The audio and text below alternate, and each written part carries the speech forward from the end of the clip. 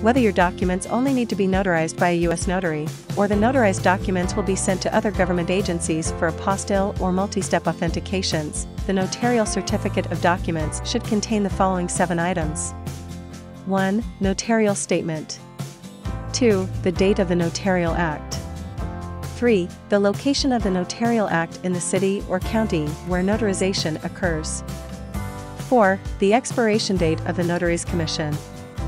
5. Notary signature. 6. Notary's registration number. 7. Photographically reproducible notary seal or stamp. In practice, improper notarization may result in invalid documents or rejection of subsequent authentication or apostille requests.